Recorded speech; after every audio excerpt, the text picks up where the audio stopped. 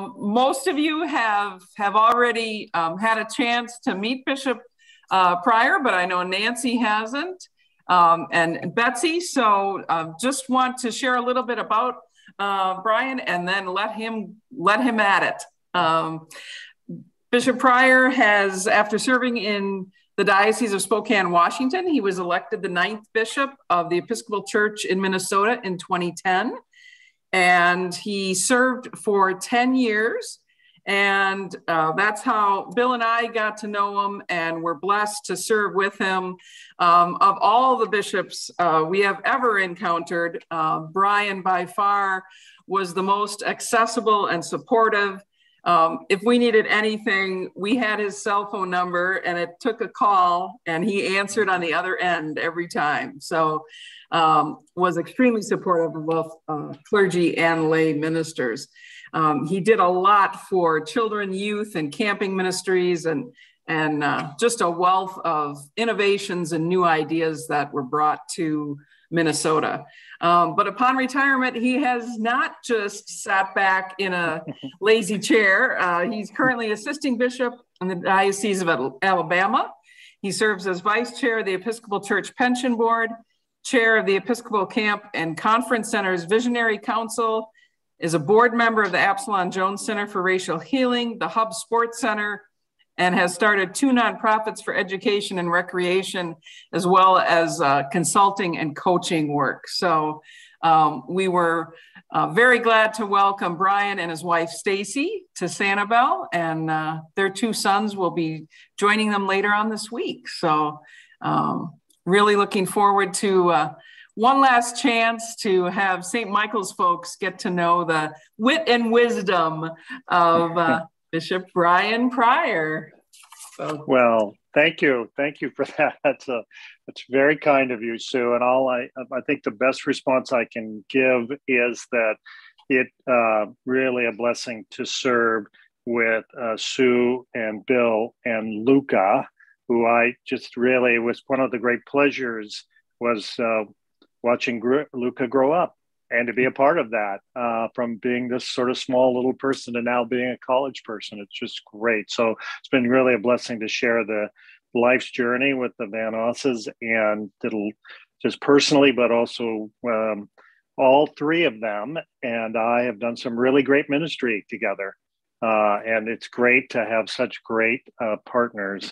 So it's great to be with you tonight. And Stacy and I have just had a wonderful time. We had a great time over the weekend. It was wonderful doing the retreat time. It was great to worship with you. So it's great to be with you this evening. So on the docket, it was to talk about signs of hope and then some general convention pieces. So we'll move into that. Now, Sue, I'm assuming, and this may be an erroneous assumption, which is why I wanted to check with you, that you are are you the web person or the Zoom person rather? So specifically, if I wanted to put a PowerPoint up, could you move me to the place of being able to share the screen? That's question number 1. Okay. Yeah. And Susan Gonzalez is on there too, but we are both co-hosts. So okay, yep. So if you can do that, that would be great. And then if we want to move into some small groups or breakout sessions, you have the capacity to do that as well, I hope. Sure, we can do that. Great, awesome. Okay. There it is. That's great. Okay. So I want to bring you all to the screen, and I'm sorry to do this to you, but you are going to see 2 of me. There it is, maybe. Okay, now you'll see 2 of me, which is way too much, but it will help me get us to where we want to go here. So let's talk about hopefulness in the church and where we're going. And I want to do a couple of things here with this. So when we look at, okay.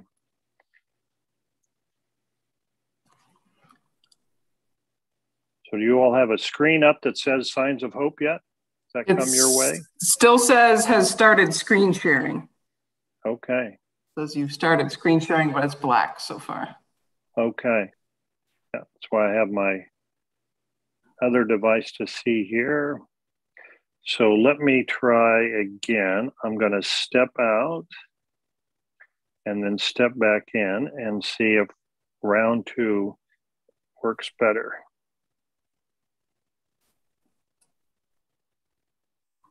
There we go. It is. Awesome. Okay, great. So signs of hope is what I'd like to chat with you about tonight a little bit. And I have 5 areas of hope that I think are really helpful, that I find to be very helpful, and my kind of sense about this. The first one really has to do with, and I mentioned this over the weekend, young people. So I'm very fortunate, blessed, as some of you are, to have young people in our lives. And it was really great to hear some of your friends chatting about how wonderful it is to be grandparents and how important it is to be grandparents. Part of what I've shared, and this is kind of relates to what I said just a moment ago about Bill and Sue's child, Luca. Luca has forever provided me with lots of hope in the future of the church and in today. So I know that there's been great angst for a long time, maybe 35 years, about how we don't have enough young people in church. And what I want to tell you is there's a lot of young people who are very connected with their spiritual life and very connected even with the church, but live that out in different ways. So the folks who are gathered with me over the weekend sort of heard on about camp, but camp is one of the greatest places where young people gather as a faith community and really share and live in their faith. They discern their gifts and are formed and shaped. And so I actually am very, very encouraged and find much hope in the young people in the world, and particularly in our church, even if they feel like they're at a distance. The second place I find hope is with our elders.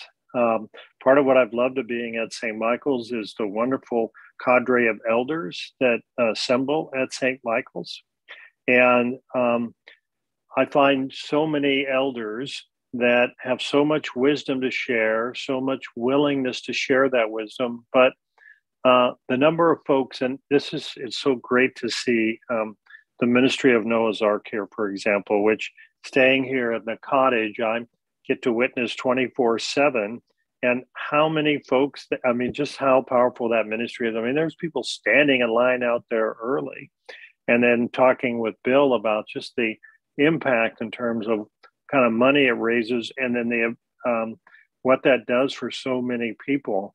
So the gifts that elders are bringing to our community, both in terms of wisdom, but rolling up their sleeves, and is just really phenomenal. And the great news is I think we have, as we know, demographically speaking, we are in this huge wave of baby boomers we're still in the mid-range of that I'm very hopeful as more and more folks move into their season of whatever retirement looks like or chapter after career looks like for them, that more and more are going to make themselves available in their faith communities and in their communities and in so many ways. And to have so many wonderful folks who have such great experience to be willing to do that, I think really gives me a great deal of hope.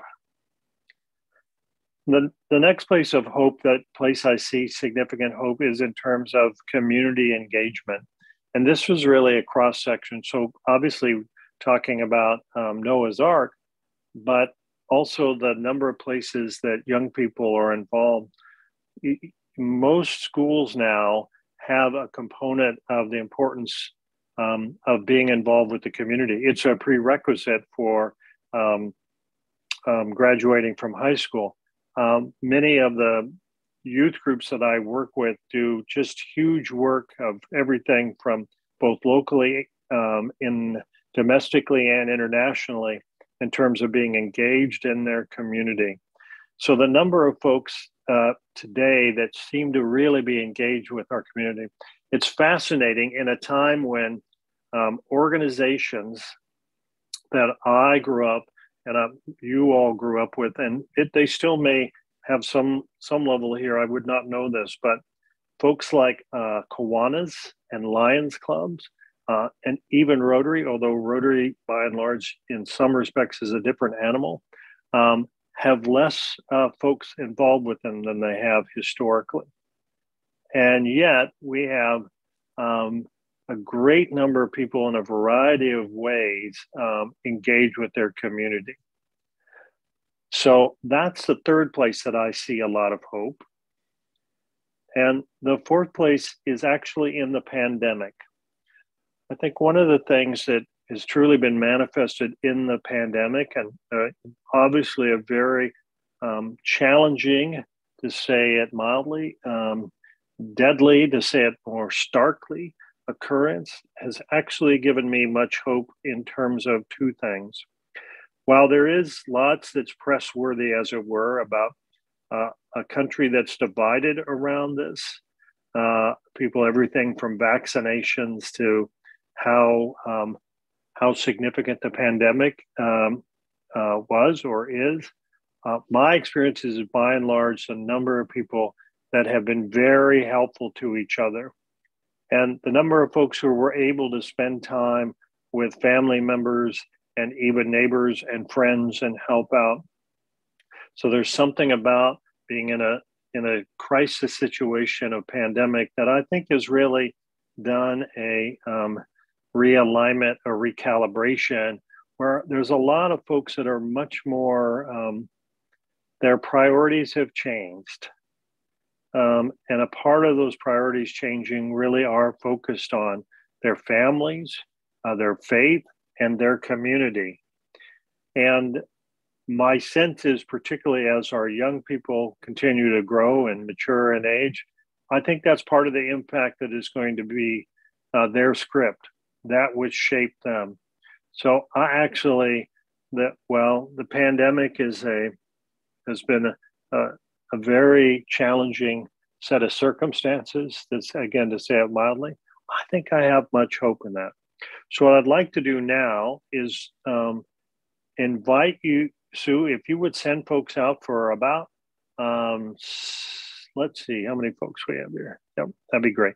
So if we could send folks out in pairs, and for folks to, two things: one, reflect on what I offered here, and two, where are the signs of hope they've seen. And we'll come back together in about, let's go ahead and do about 8 minutes, and then come back. And then I'll carry on with some other things and see what your perspective is. So I'd love to hear about your conversations now in your breakout space. So reflections on what I offered and what your own thoughts around where you find hopefulness now. I have a question, I guess, and maybe it's just because of the way St. Michael's is set up, but of your issues, I agree with 3 out of 4. Okay, great. But youth for us is something that I keep trying to envision, and I certainly hope and pray that this messy church thing is gonna make a difference. But for example, we don't have kids that go to camp, and the young families that had kids that were really interested in being acolytes after the pandemic have not returned. And I guess, Sue, for the messy church thing, are people actually being invited so we know they're coming? We're not requesting RSVPs, but we're getting a little bit of a sense, but we just will take what the Spirit leads. It might be 3 households, it might be 60 households. Youth issue is if we're going to tackle it, is something we really need to puts a lot of energy into, because St. Michael's is not right now in a position to do that. We were talking about even how many people are in their 50s, and I don't know the answer to that. Mm-hmm. Well, I think I really appreciate what you're saying, John, because there's just not a lot of youth around at St. Michael's right now, is what I understand, and I get that. So 3 responses, if I will. One is, so part of what I'm trying to share with you is that there are a lot of young people engaged in other contexts. Second, I'd say this if she was here or not. Sue Van Os is a rock star when it comes to young people, and I mean she's just done incredible work. And it doesn't all fall to Sue, but she's one of the top children's faith formation people, and I know a bazillion of them in the church. And so to have her engage with you all, that gives me a lot of hope for you. And third, and maybe most importantly, professionally speaking, you're doing exactly the right thing.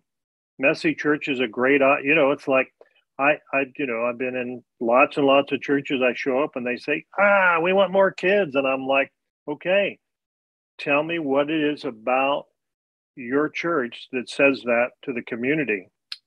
I mean, what says that to the community? And then I would say, goodness, even if you put a playground that was visible by the street, then it would suggest that. Or if you did a back to school backpack program, or if you hosted, Halloween, trunk or treat, or, how are you communicating to the community that you're interested in young people, besides just sort of hoping and wishing they'll show up? And Messy Church is a great example of saying to the community, hey, we're interested in young people.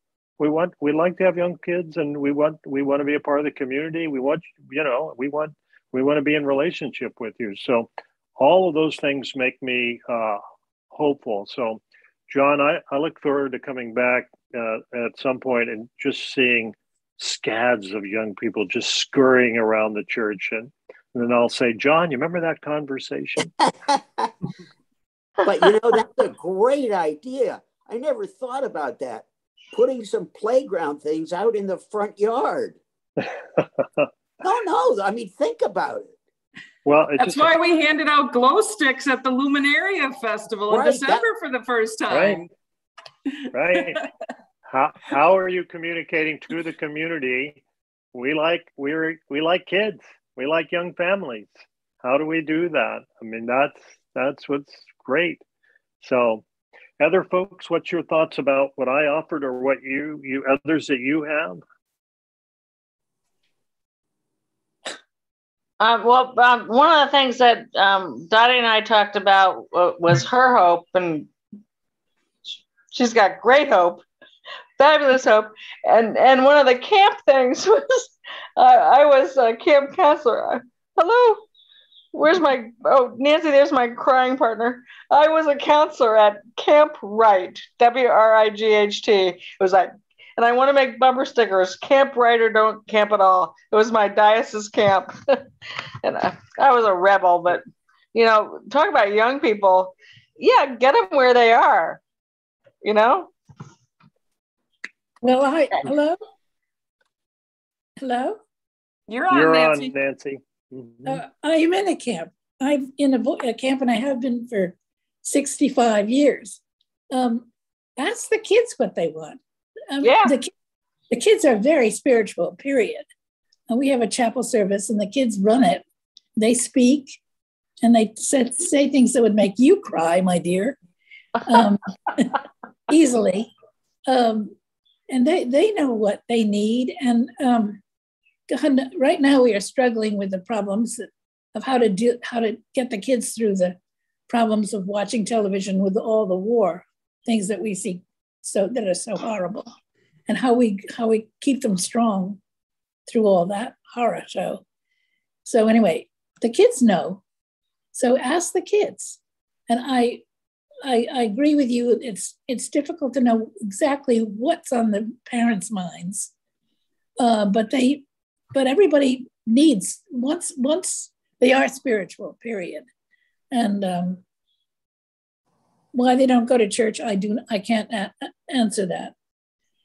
But they would go play on a playground at the church. Right. But ask the kids. They know what's on their minds. Mm-hmm. Other thoughts about the list, or specifically to young people, or anything else on the list? Any other ideas that you all have that are on your list, that where do you find hope? I'm just finding hope for what Bill and Sue are providing to St. Michael's since coming. Here they came during a pandemic, not knowing anybody, not being able to meet anybody really because of the pandemic, and all the wonderful programs that they've started so far, between the Advent bags and the Lent bags and the Bible studies that Bill does via Zoom. I think all of that adds up to being hopeful in making our church grow, including Messy Church. Mm-hmm. Others, your own experience of hope, where you see hope in your life?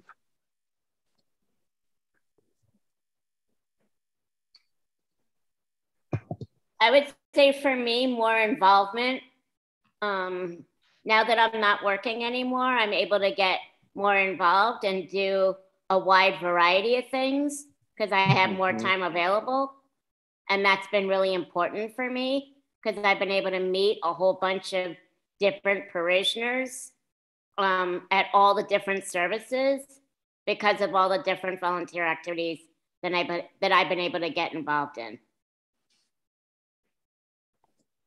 I want to just go ahead, please. No, Phil, go ahead, finish your thought. No, go, John. What do you want me to do? I certainly haven't known them as long as you have, but my hope is in the energy that Bill and Sue have brought to us. I joke with people about how we got two for the price of one. But it's really true. The other thing, of course, I joke with them about is who's more important, him or her? but well, together, they are just a team. Yep. The answer is we're all important. That's right. The other thing is that the church was smart enough to realize that two for the price of one is taking advantage, and they actually offered her a staff position pretty quickly. Whether or not they're paying her anything more than about $2 an hour, I don't know, but at least she has a position at the church, and it's not just, well, the wife should do it. Church is very generous, very happy. Yeah, that's great. Bill, did you want to say something? You're on mute. Liz, you're on mute. We're listening. We're not talking right now. Wait a minute.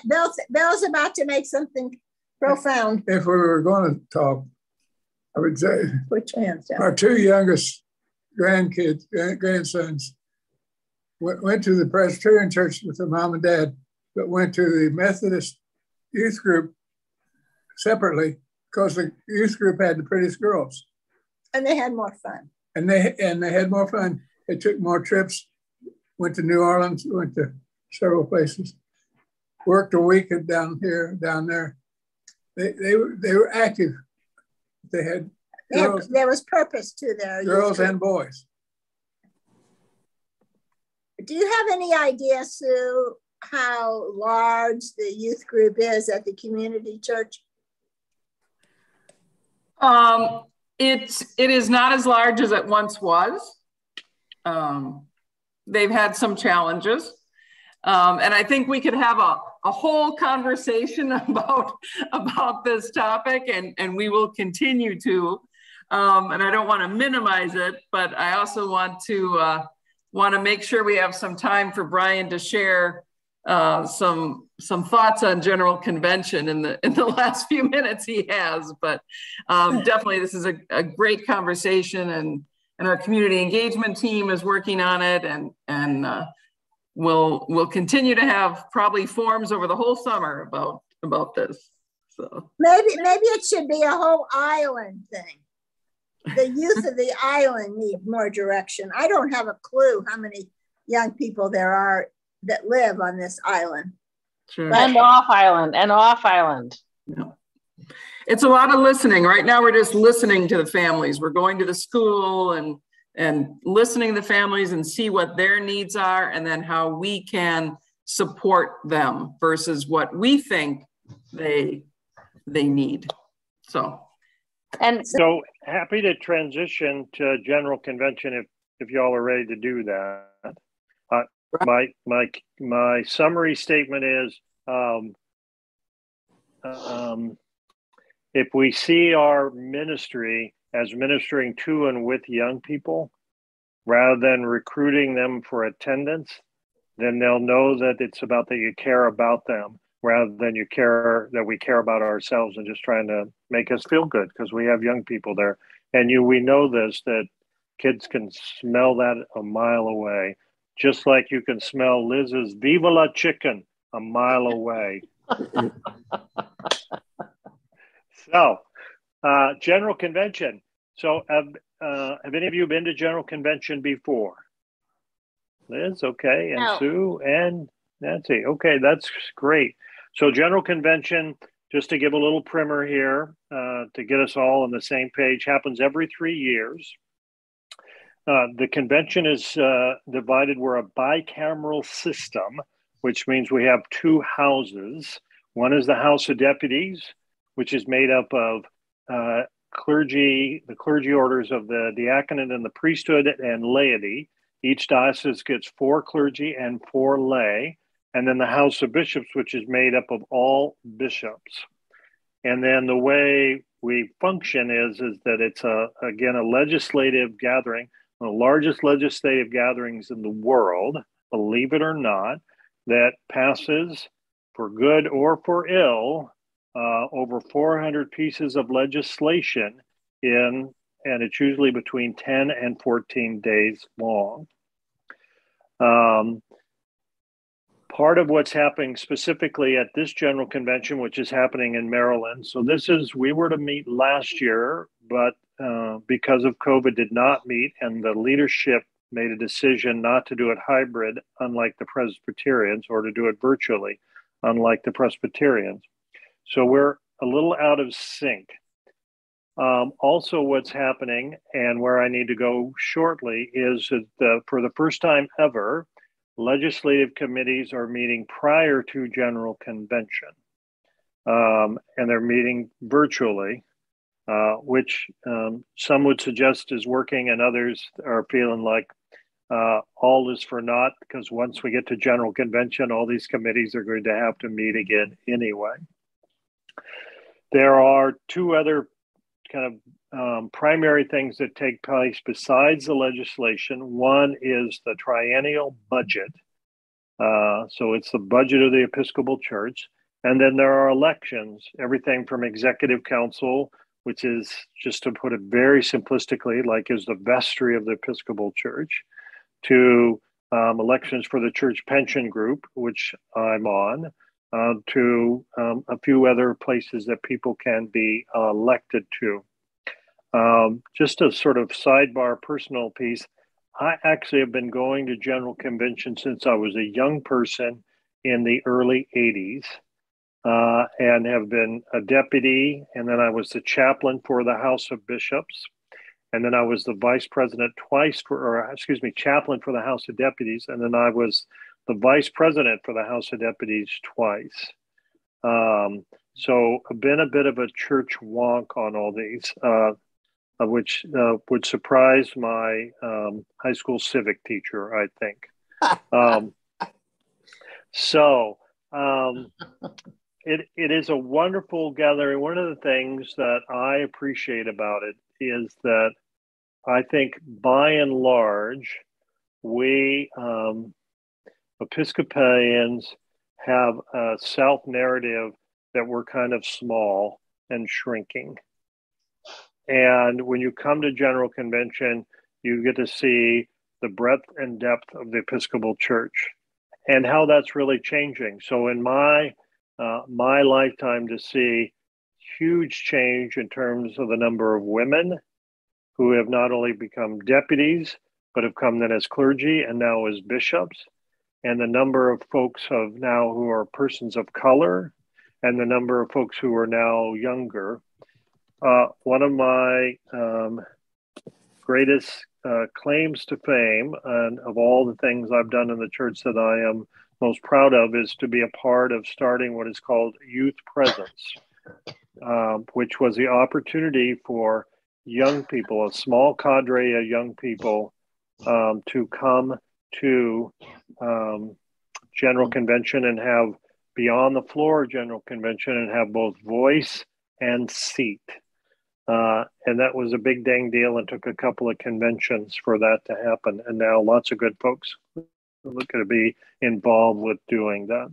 So the Episcopal, just to see the breadth and depth of the Episcopal Church, which sometimes folks refer to it as a national church, which is actually erroneous, because we have folks in the Episcopal Church from places such as Colombia and the Dominican Republic and Honduras and Panama. So the Episcopal Church is really an international church. So, which also adds to our gathering. So you will find folks speaking Spanish, and you'll find folks speaking Creole, and you'll find folks speaking French. So all of that has to be translated as well. One of the things that just a little factoid that just to give you a little interest here. So last week, I was with the House of Bishops for one of our gatherings in between General Convention, and 30% of the House was gathering for the first time in person. That 30% of the House of Bishops has been elected during the pandemic when we could not get together. Michael Curry, who serves as the president or as the presiding bishop, a term which is 9 years long, will end in 2024 at our next General Convention. And in that 9 years, when we transition to the 28th presiding bishop, I think I've got that right, that House of Bishops will have transitioned, that 90% of the House of Bishops will have turned over. So the tenures of bishops serving as bishop diocesan used to average between 15 and 17, and now it averages about 10 years. So bishops are serving a shorter period of time. A part of that is that bishops, there's been a huge cultural shift where the bishops would stay on until the end of the train ride. Now some, such as yours truly, have dropped off the train and getting on another train, as it were, having other chapters, which I think is good and healthy. I would also tell you now we have 44 women in the House of Bishops, which is significant. And I think there are now 27 persons of color in the House of Bishops, both men and women. So, so I became bishop in 2010. And we number ourselves. So I'm the 1,040th bishop in the Episcopal Church. And we just consecrated the 1,142. So in 10 years, 100 bishops after me. I want to tell you that my predecessor was in the 800s, the upper 800s, and he served 17 years. So that just tells you how it's really changed very rapidly. The legislation will come before us at this General Convention will probably, that it'll be somewhat pressworthy, besides electing a new president to the House of Deputies, which is at whatever level, some noteworthy, but there will also be ongoing conversations, the ongoing conversation about the prayer book and liturgy, and how is our liturgy evolving, and what are going to be the opportunities. And the last convention, there was a movement for a new prayer book, and now there seems to be a lot of energy not to have a new prayer book per se, but to have lots of options that people can use. And part of what's happened over this last 4-year triennium is invited what are different liturgies people are doing. So I think that's always of interest and always brings a fair bit of energy. Undoubtedly, there will also be, I'll use this language just for descriptive purposes, there will be undoubtedly social justice issues that will come before us, issues around race, issues around the environment, issues around war, issues around immigration, issues about how LGBT folks and their, some in the church, but mainly in society, and how they're being, those social justice issues around that. So undoubtedly, there will be legislation about all of those things. So that's kind of a bit of a primer and a bit of a pass through. Things in particular, things you want me to talk more about that, or questions or wondering? Yes, Liz? I guess I should correct myself when I say I went to a convention. In 1997, it was in Indianapolis. Mm-hmm. And Bishop Jones asked me to be in charge of all the volunteers in the House of Bishops. And of course, if you remember, they run around with notes from each other. And so we had people on the floor that would distribute information to one bishop or another. It was so confusing trying to understand what was going on that I would have to go home and read it in the newspaper to understand what I had been witnessing for I think it was about a 12 or 14-day period. It seemed like it went on forever. But you probably were at that convention in Indianapolis. Oh, I remember watching you run around passing notes, Liz. I was a lot younger and I could run around better then. I was a couple of years younger then too. Betsy, the answer to your question is that you will be able to get information. They send out a news brief every day. And my guess is the Episcopal Diocese of Southwest Florida will send one of those out as well. But I'm sure that Susan or Sue or Bill can help connect you with that. That there's a daily news briefing, and then lots of dioceses do that. When I served as a bishop of Minnesota, we did daily videos that I would just sort of talk about the day and what transpired during that day. But there, you can keep up beyond your heart's desire about what's going on. So, yeah. Dottie? So in relation to what you just talked about, that are the topics for the convention, and also your question earlier about what gives you hope, having only become an Episcopalian 18 months ago and coming from a background of a church that loves God, but I think has lost the focus of who the church is supposed to be in the world, I am so hopeful that I am part of something amazing, both nationally, internationally, and also at St. Michael's, because the thing that overwhelmed me most about the retreat was how many people spoke of the healing that happened because of people, because of love, because of things that happened at St. Michael's, whether many years ago or in recent times. And I'm so excited to be part of what St. Michael is.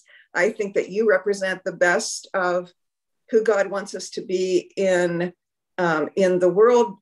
I'm speaking of you, Brian, but also all of you at St. Michael. So thank you. Yeah, thank you, John. Absolutely. And you all are really a blessing, clearly, to this community and to each other. So you provided me with lots of hope as well. So I'm hopeful we'll be able to do good work and meaningful work that really makes a difference. not been. Well, let me do it. Every time I've left General Convention, I've left with hopefulness about what even if it's a small piece of like, this is exciting what we're doing. You know, sort of, this is exciting. We're letting young people's voice be heard. This is exciting that, you know, we have women involved that were never involved before. We have more persons of color involved than we've ever had. All of those.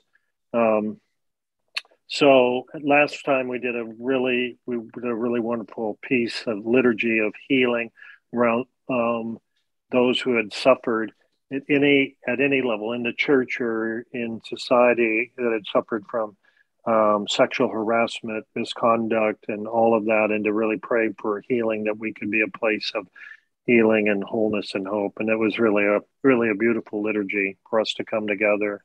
So other things Brian, you want? I assume from your backdrop that you're a fisherman.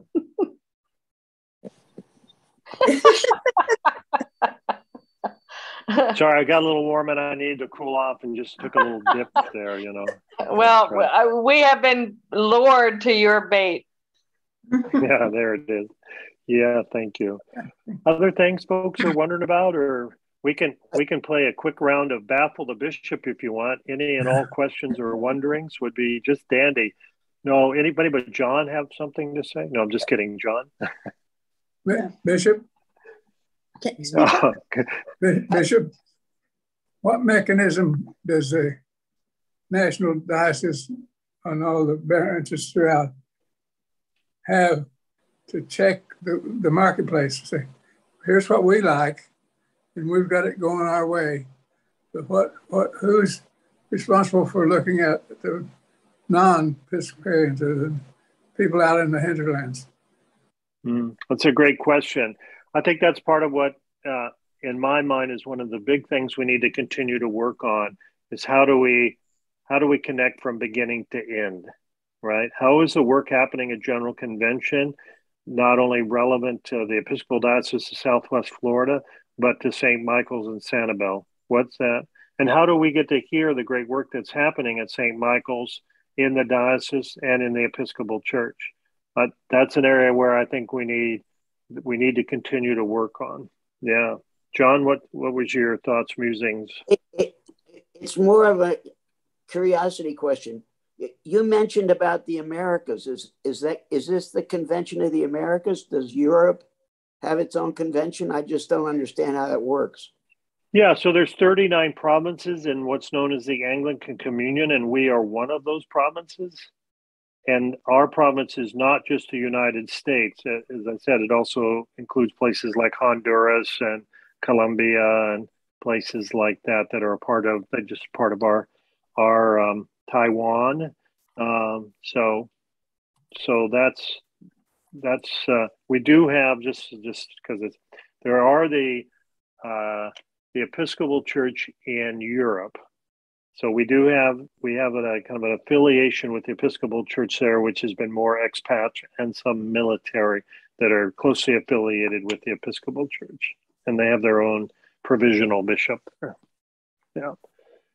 Other questions? Questions? Wondering? Free range? Anything that I can ask or? How many people is it generally? Well, you know, they like to sometimes talk about numbers. So what you want to think about in the House of Deputies is about, so let's say there's 110 dioceses, and they all bring 8. So there you go, 880. Ooh. And then in the House of Bishops, there's those 110 diocesan, but some suffragans, assistants, and retired. So the House, like when we met last week, we had just shy of 150 folks there. So there'll be 150 to 200 bishops. So just doing some rough math, there'll be about 1,000. But there have been times that worship services have been open to the public, as Liz was talking about, when, where there's been 8, 9, 10,000 people at a worship service, which is also pretty phenomenal. So particularly now with Michael Curry, who's known to be a very charismatic preacher, and if he's preaching and it's open to the public, we we fill the place. So, Brian, is there a website where you could see like the whole structure? Like, so you have like a small diocese incorporated within the United States, but then you've got the deputies and the bishops, but then you've got the world together. Like, it's hard for me to envision all these different areas that you're talking about to understand the levels, if that makes any sense. Yeah, it's a great question. So if you go to episcopalchurch.org, you should be able to find it. They have a great map on there that shows you the Episcopal Church, but there's also a link that then takes you to the Anglican Communion. Yeah, Liz? Okay. How is this convention paid for? So two different ways. Each diocese pays a registration fee to go there. And the other is every diocese, like every congregation, has what is often referred to as an assessment that happens, we all pay a certain assessment every year, being a part of the Episcopal Church, and that assessment helps underwrite the convention as well. So those are the two primary sources of revenue. And the reality is when you host a convention, then a diocese like Indianapolis ends up fitting the bill for parts of that too, depending on what they offer. It's a big undertaking and it's a lot of money, and people question that. People question how long it lasts. People question what's the real impact, particularly in our local context like St. Michael's, which I think are all good questions and ones that'll probably continue to be asked forever. Yeah. How do the kids get that much time off? Well, that's one of the questions, it happens during the summertime. So for, young people that works, but one of the concerns about that is, so how do working people take that much time off? People who have careers or, working and work where, so that limits some of the people that have come, and then other people sacrifice their vacations to come. So, which is, obviously a sizable sacrifice. So. And because of Brian's efforts getting the youth presence there, Luca was privileged to be one of the 18 youth delegates 3 years ago, and was a transformational experience that still is talked about, and now is looking forward to going back to Young Adult Festival at General Convention, which is for young adults from 18 to 30 some. So it's another way that the church reaches out to young people and can have an impact for the rest of their lives by providing opportunities like that. Yeah, and I would just tell you, Luca is a great example of, and the story obviously is being written, but will be fun to see in 5 years from now. But what I would tell you, having been with young people who were a part of the youth presence a couple of decades ago, one of them's a chancellor for a diocese. We have others that are priests. We don't have any yet that are bishops, but we have a lot of them that are priests, and others who've gone on and done really remarkable careers or doing remarkable things. And as Sue's intimating, a lot of that was brought forth as part of their experience of being engaged with the church at this level. So. Great. Well, Brian, I know you have to head off here. to another zip code in Zoomville. Yes. Yes. So thank you so much for sharing with us. And we've recorded this, so it'll be on the website, so you can tell people to tune in and check it out and be able to hear what Brian had to say. So thank you all for joining us. And thanks again to Brian. Thank you. Wonderful to be with you. Good to know you. Yeah, likewise. Be well. Come back soon.